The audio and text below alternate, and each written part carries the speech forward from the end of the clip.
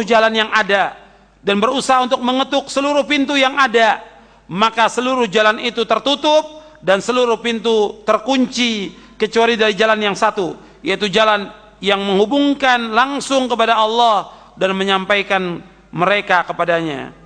Ini dalam Tafsirul Qayyim Ibnul Qayyim halaman 14-15. Kemudian ikhwani fiddin, a'azakumullah, kenapa kita harus mengikuti pemahaman salaf? Karena mereka sudah dijamin oleh Allah, dijamin oleh Rasulullah, dan Allah memerintahkan kita untuk mengikuti mereka dan tidak boleh menyimpang dari mereka. Orang yang menyimpang dari mereka, maka Allah biarkan mereka sesat. Sebagaimana Allah berfirman dalam surah An-Nisa ayat 115, "Wa man yushaqiqir rasula min ba'di ma tabayyana lahul huda wa yattabi' ghaira sabilil mu'minin nuwallihi ma tawalla wa nuslihi jahannam wa sa'at masira." Dan barang siapa yang menentang Rasul sesudah jelas baginya petunjuk dan mengikuti jalan selain jalan kaum mukminin, kami palingkan kemana dia berpaling dan kami biarkan dia sesat, dan kami akan masukkan dia ke neraka jahanam, dan jahanam itu sejelek-jelek tempat kembali. Jadi orang yang menyimpang dari jalannya kaum mukminin, yaitu dari jalannya para sahabat, maka akan dibiarkan sesat oleh Allah. Kemudian bagaimana? Akan diancam dengan masuk neraka. Jadi jalan yang selamat itu yaitu jalannya yang telah ditempuh oleh Rasulullah dan para sahabatnya. Karena itu kita wajib memahami Islam ini sesuai dengan pemahaman mereka. Karena ikhwan fiddin azakumullah, umat ini sebagaimana sabda Rasulullah akan berpecah, dan kenyataan umat ini sudah berpecah.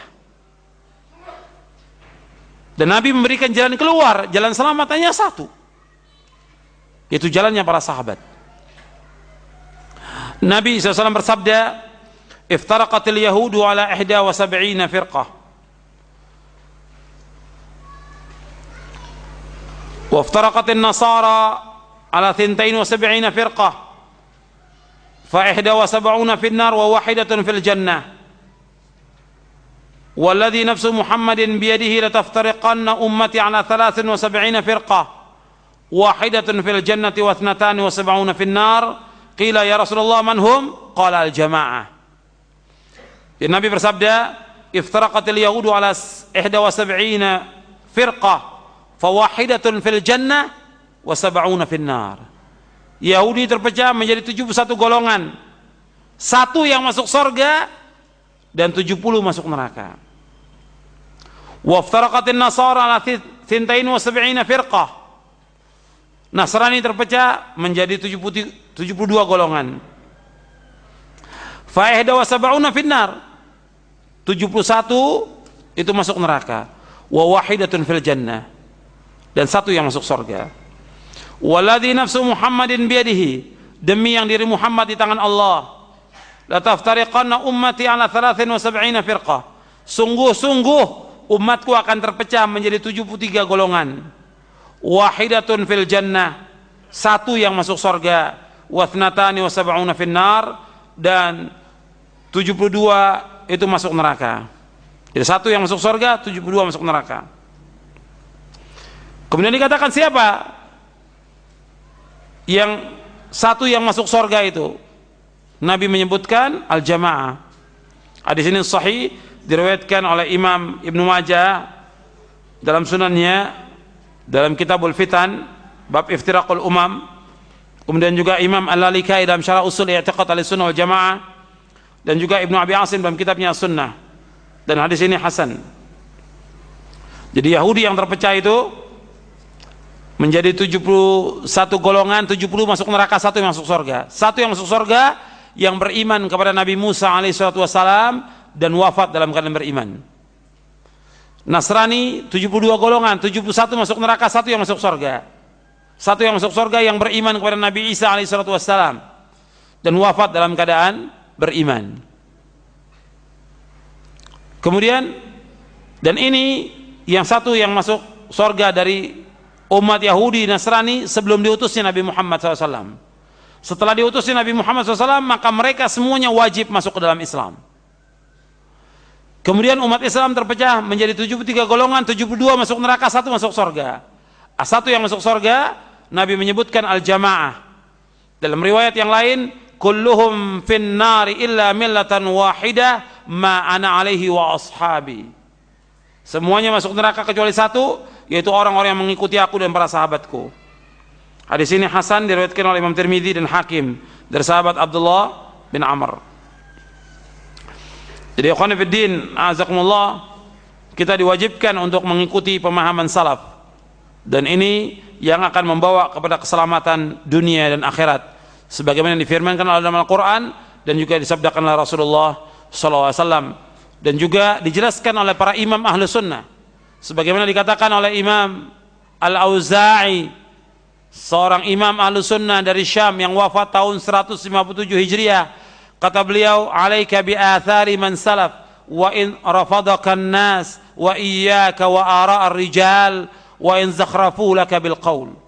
Hendaklah kalian mengikuti jejak salafus saleh meskipun orang menolakmu, dan jauhkan perkataan orang, tokoh-tokoh, meskipun mereka hiasi dengan perkataan yang indah. Jadi kita diperintahkan untuk mengikuti jejak salafus saleh.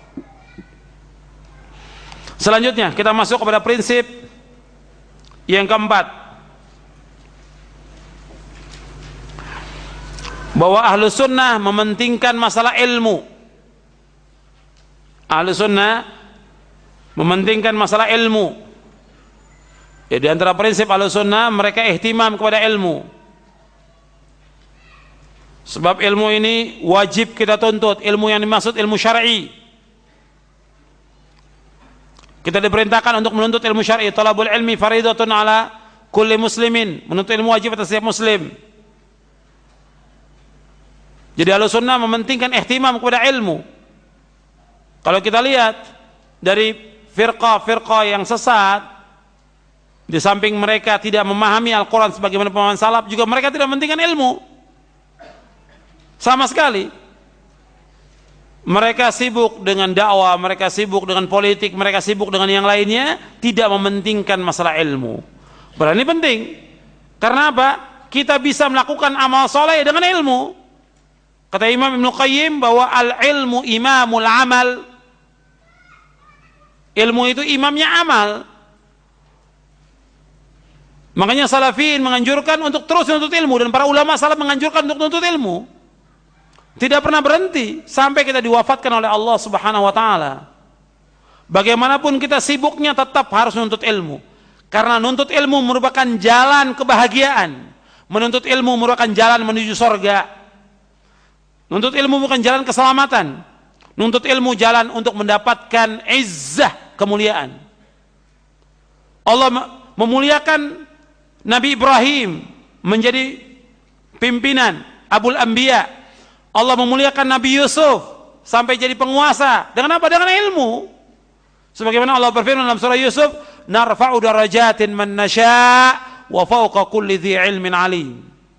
Kami angkat orang yang kami kehendaki beberapa derajat, dan setiap orang yang berilmu di atasnya ada Allah yang ma'alim. Kata Imam Malik, narfa'u darajatin man nasya', kami angkat beberapa derajat orang yang kami kehendaki. Dengan apa? Bil ilmi, dengan ilmu. Jadi kalau orang ingin mencari kekuasaan, dengan ilmu dulu. Mencari kemuliaan dengan ilmu. Untuk masuk surga dengan ilmu.